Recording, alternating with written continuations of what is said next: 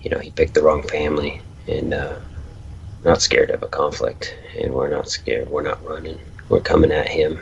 But it just tells the story of it's the evil and the ugliness of people's hearts these days is everywhere.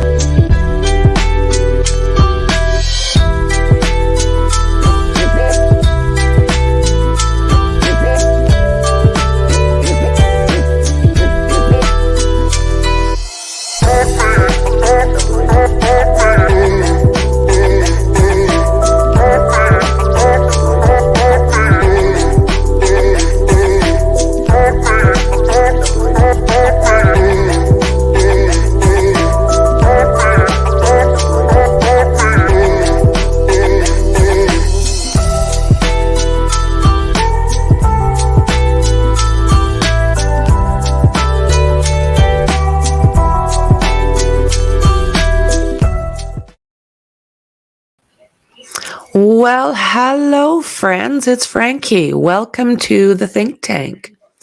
So this morning, I think I want to touch base on Bryan Kohberger again. So much information came out yesterday that I needed time to kind of go through everything and see what the hell's going on now. Things are changing fast in that trial. They've set a date, I do believe it's of October 2nd for this trial to start. But with that said, that's a long ways away, and I'm not so sure that's going to happen that fast. So let's see here. Bryan Kohberger is a really difficult client, defense attorney. So this is coming from Newsweek. Check them out. And let's see what they have to say for themselves here. After I unmuted, of course. Figure out from this that makes any sense to me. I've heard some commenter say something about him trying to work up an incompetency defense of some sort, but that seems really strange. This is not a good way to do it. Yeah, that's not very likely, is it? That's not very likely at all. I think more than likely, Ann Taylor's got a really difficult client who's going to be a problem, and she's going to have a lot of trouble controlling him and getting him to do the things he needs to do to present a good defense. I can see that happening. Can you not? He's pretty arrogant. I can see him being an issue. I wouldn't want anything to do with that little piece of vomit. Bryan Kohberger, the suspect in the unaliving deaths of the 4 University of Idaho students, is likely a very difficult client, according to a separate defense attorney. So Kohberger, 28, declined to enter pleas during his arraignment in Latah County District Court yesterday. And his defense attorney, Ann Taylor, telling the judge that we're going to stand silent at this time. The decision prompted the 2nd District Judge, John Judge, that's right, Judge John Judge, to enter not guilty pleas on Kohberger's behalf. Now, some people are saying that there is a benefit to him doing this. Maybe they'll explain a little bit more in some of these articles we're going to go through. But they're saying that him doing that, I don't know if it's like taking an Alfred plea or whatever they're called. There's got to be some kind of advantage to him doing this. So we do know that he is charged with the 1st degree and 1 burglary in connection with the November deaths of Kaylee Goncalves, Madison Mogan, Zainer Kernodle, and Ethan Chapin in Moscow, Idaho, 1122 King Road, to be exact. So this is who they found. This looks like it was probably one of his first court appearances. Unless is this already this recent one? Very well could be. Doesn't he look happy? Those eyes, I'm going to say it is. Monday, Kohberger also declined to waive his right to a speedy trial, so the judge scheduled it to begin on October 2nd. Latah County Prosecutor Bill Thompson now has 60 days to inform the court whether he will seek the DP in this case. Oh, if anybody needs it, this boy needs it. What he didn't do. So it looks like Ashley Banfield was saying that she had never seen somebody look so engaged and then just stop talking. But yeah. So he suggested Taylor could struggle in getting Kohberger to do what he needs to get done to present a good defense in this case.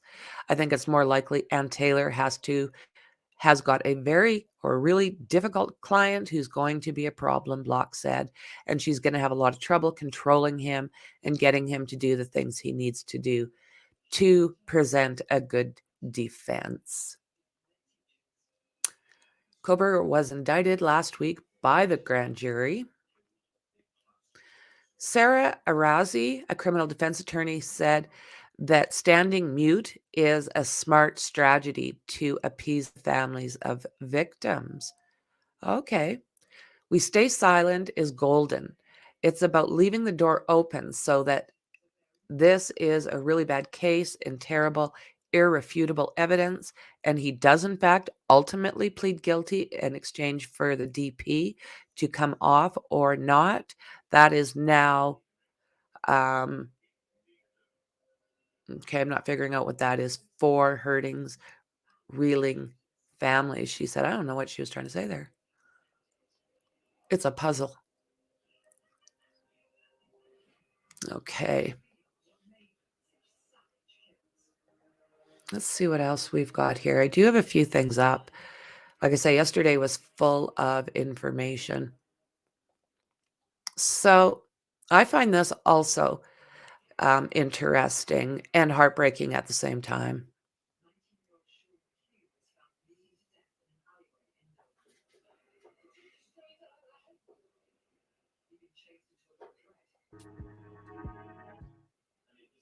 Okay, then. Guess not. Okay, so the father of one of the University of Idaho students said he is ready to see some progress in this case following the arraignment of the suspect, Bryan Kohberger. So we just went through all of this. There's going to be some repeats and I won't bother. Again, those eyes, like Bundy freaking eyes. Steve Goncalves, that is Kaylee's dad, spoke to News Nation on Monday after sitting in on Kohberger's hearing that same day. They did say they are going to be at every single one of them. He said it felt good to get some progress. We have been delayed for so long as long as they can possibly delay us. I know I'm ready. I'm ready for this to go on and lay out the case, let communities see what the evidence is. I'm going to stay away from tweeting her or looking even at her tweets. Then let the cards fly where they're going to go. There's been a lot of weird processes, things that were done in a way to help everybody and help the surviving witnesses. But I'm ready for the normal court process, normal justice, and just get back to this is what I want to see. I want to see them just lay it out, transparency. Everybody gets to see what their evidence is and our evidence is, and then we can let the jury members decide. That's a good way to look at it because he really was difficult, and fair enough. I'm not judging him, but he was kind of a difficult individual at first. I'm sure his mind was just exploding. Throughout the ongoing investigation, Steve Goncalves has spoken to the media about his feelings toward the latest developments and Kohberger himself. Earlier this month, Goncalves issued a warning to the man awaiting trial for his alleged crimes. I can't wait to see the evidence, and then I'm going to bring it, Goncalves said to ABC News on May 12th. He added, and he's going to realize that this is the family that's going to make sure he doesn't get away with it. Yeah. I mean, you're going to go hard, aren't you? A person's going to go hard at someone who did this. And I'm sure a lot of people get to the point where they're thinking, okay, I'll just deal with this myself.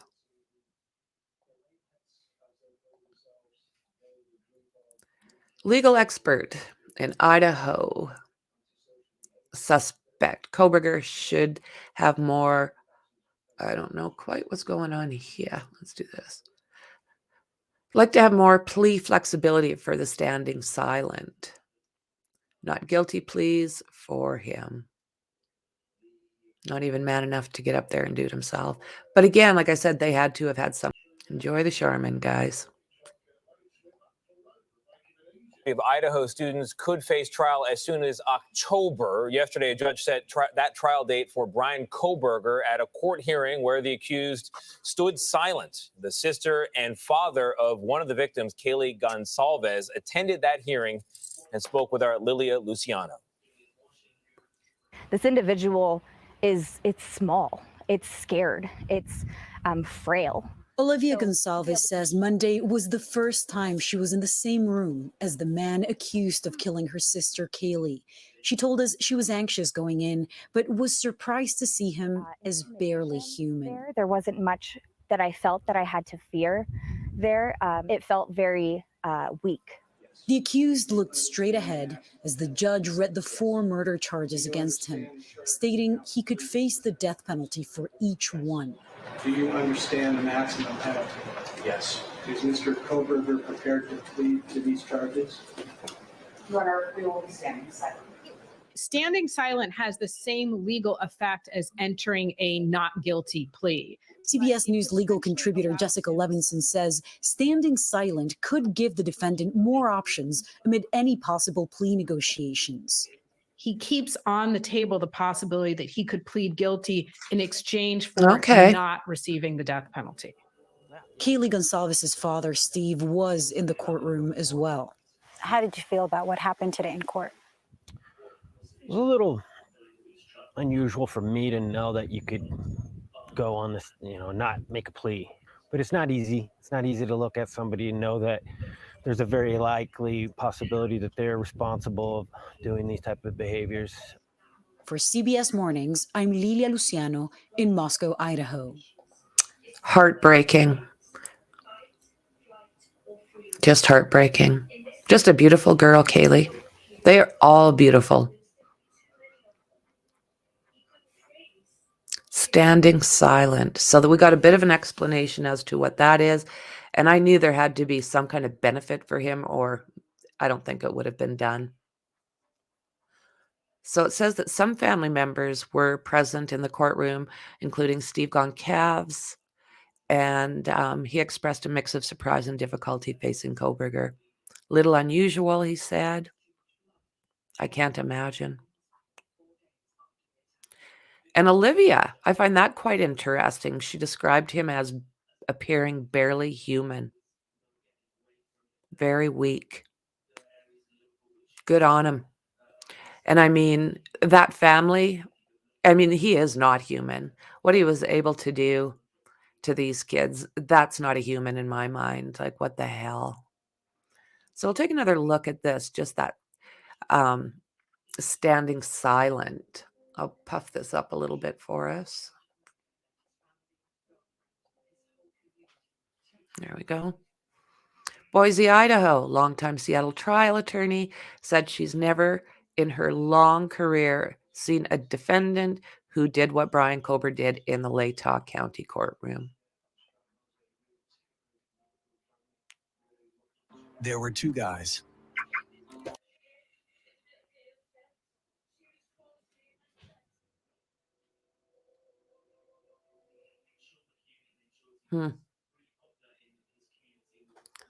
So tell me down below what you guys believe with all of this. What's going on?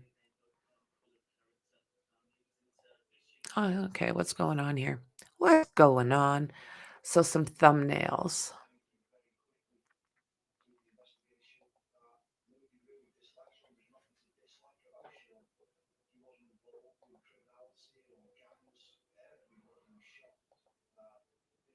There he is. That's our hero, Bill Thompson. And Brenner. Okay.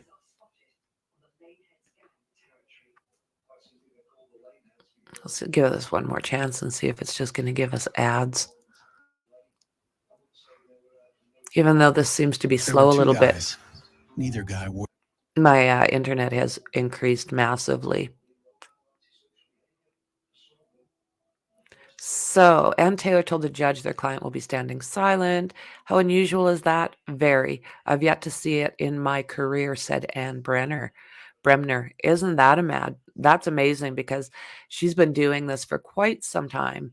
She's a Seattle criminal and civil trial attorney, and you will see her as a legal analyst on many different channels. As I understand it, he's pretty obsessed with his own coverage, so he's going to make a statement by being silent, and he's going to watch that too, Bremner said. He's getting his PhD. I don't think he's gotten it yet, but he obviously knows a lot about criminology, and he's probably over lawyering more than he thinks his lawyer. Yeah. And he probably thinks that it is some kind of strategy. Yeah, I'm sure he just thinks he's just got this by those. Bremner said while it was uncommon, it's not unheard of to remain silent it is the defendant's choice. She's been following the case since the news of the 4 slain college students was discovered in Moscow, Idaho, on their off-campus home. When asked about the possibility of Kohberger taking the stand and testifying, Bremner said that based on today's choice to remain silent, she thinks Kohberger may be likely to take the stand. His trial is now set for October 2nd. My guess is he's the kind of guy that will want to testify. That's kind of where I'm wondering. He's got that arrogance that he thinks he's better. So just like Alex did in South Carolina, same idea here, I think. I'm not going to listen to anything anybody says. I want to testify. I think I can win this case. That sounds about right. For the unalivings of Kaylee Goncalves, Maddie Mogan, Ethan Chapin, and Xana Kernodle, the defendant is facing 4 counts of first degree. And, of course, that burglary charge. So we know that gag order is still in place. And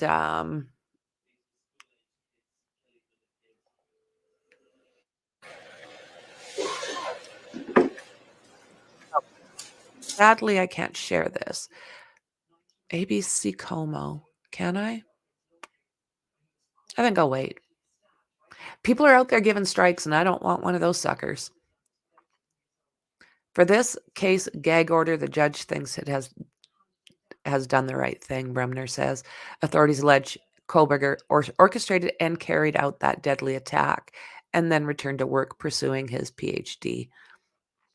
It's still possible that the trial, expected to last 6 weeks, could be delayed or moved to a different location. Bremner said she expects the defense to seek a change in venue. I think they will too, but I'm not quite sure how much that's going to help them. So if found guilty, he faces a maximum 10-year sentence on the burglary charges and then 4 consecutive life sentences for the 4 unalivings. Fines up to $200,000 and payment of $20,000 to victims' families who are also possible if Kohberger is found guilty. Are also possible. So yeah. So now Latah prosecutor Bill Thompson has 60 days to inform the court whether or not he is going to ask for the DP.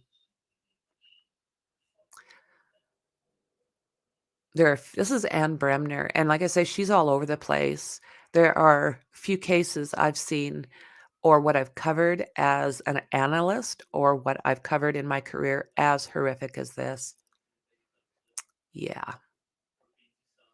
I wonder if he's one of those sickos that just had to make a name for himself to show what he's capable of. So I found this pretty interesting too. Idaho suspect Bryan Kohberger allegedly followed another female student months before this incident. Okay, I think this is just going to be setting up supervision. Let's see what we got. I don't know why I paid not to have commercials, and yet I get them. Maybe just YouTube, right? Come on.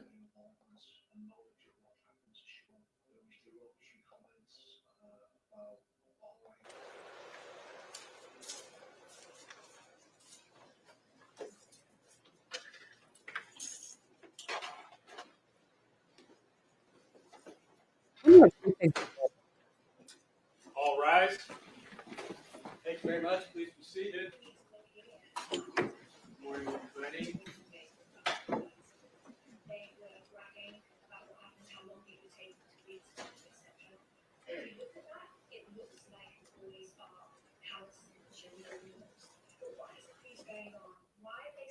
I might do, if that's going to be a 15-20 minute video, I think we'll look at that another time. Bryan Kohberger allegedly followed a classmate at Washington State University months before he would be accused of attacking the 4 undergrads at the neighboring University of Idaho. It was an apparent ruse that ended with Kohberger installing surveillance cameras in the woman's home, which he could then access at will. I was surprised to learn more details about the alleged break-in and camera installation. Carrie Rawson, who is the daughter of BTK or Dennis Rader. If it is true and Bryan was involved, then it's really a sign of escalation and another potential nail in his guilt, said Rawson, now a victim's advocate, who appeared in the NBC report Friday. You know, she's very, very interesting. What she survived, and we can't forget, she is a survivor.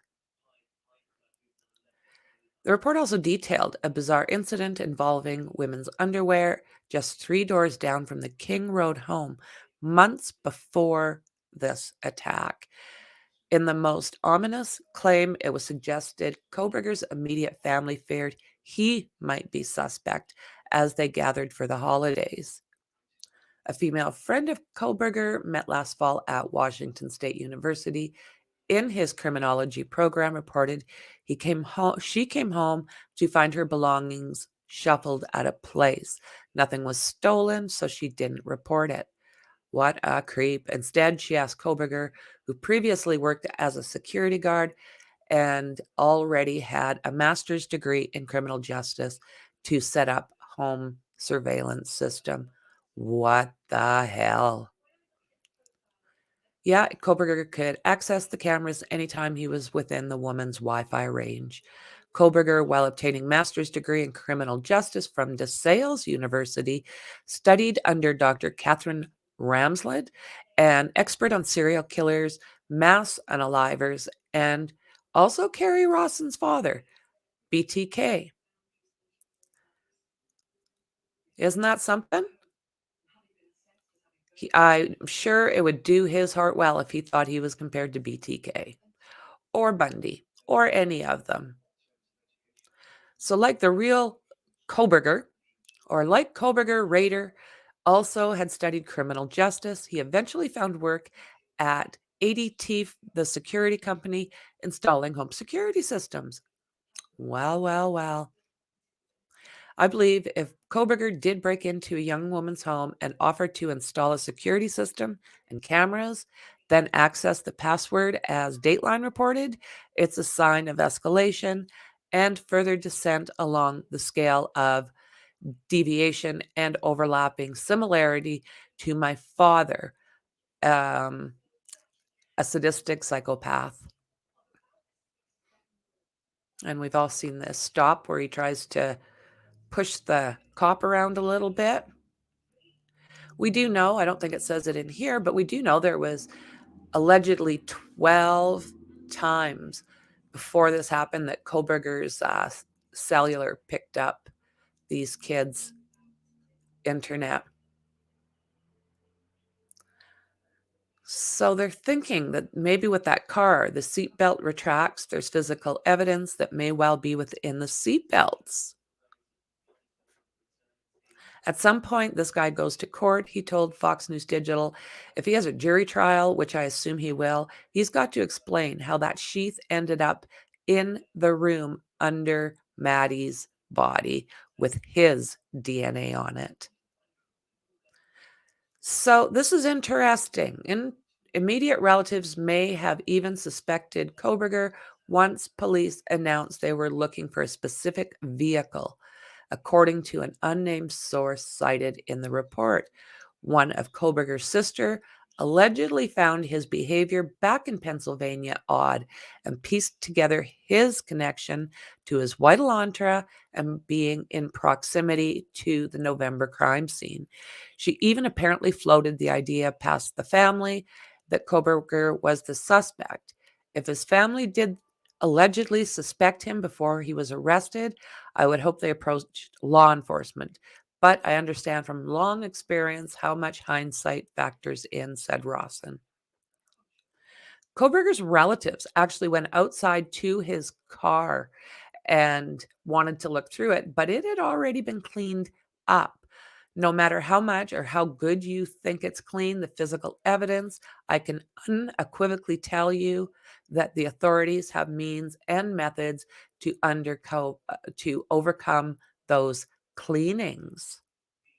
Rawson recently recounted on the Fox True Crime podcast with Emily Combagno how she was blindsided when the FBI knocked on her door back in 2005 and told her that her father was BTK. Family members becoming so suspicious before an arrest is a massive red flag, according to Kelly, the criminal profiler. It's very unusual for someone to begin to believe a family member might be this person without a good reason. So what has happened in the past for her to think he's such a monster, a man without mercy who slashed those 4 kids? May have been Kohberger's past addictions, he said, referring to the claims that the suspect's high school friends who said he fell heavily into abuse before cleaning up and going to obtain the graduate degree in criminal justice. They're saying that some pretty strong things were in his system and were making him increasingly antisocial. And it's possible that his sister knew that he had a strong disdain for women. Don't forget, his sisters went into the mental health field as well. Usually we don't end up there by mistake. I have to believe they saw some stuff. Additionally, he said, teen abuse can also be incredibly stressful for family members, affecting them for years. And if he's found guilty, it's not only affected them to this point, it will affect them for the rest of their lives. The underwater incident, there's also a previous case in which a woman called Moscow police to report someone had tampered with her car and stuffed underwear into her cup holder. Do you guys remember this? I do. This was at the very, very beginning. However, police were commonly called to that neighborhood full of student rentals just 20 yards from the university's Greek Row. This is Xana being talked to for a noise violation. Yeah, stealing underwear is very much a thing for these kind of people who attack. Saying about the girls having their online president because of technology, his trophy could be within his computer and social media pictures of them. All 4 students had been that, according to Latah County Coroner Kathy Mabbitt, and at least one of them were likely sleeping at the start of the 4 a.m. ambush. So we know that Judge John Judge entered a plea of not guilty on Kohberger's behalf yesterday, and he is being held without bail at the next door jail. So That was just yesterday, guys. That's what has come out just the last, I'll say, day or two on this case. So there is lots to keep track of. These appearances are marked down, and anything that is going to be live, I will do my best to get everything out to you.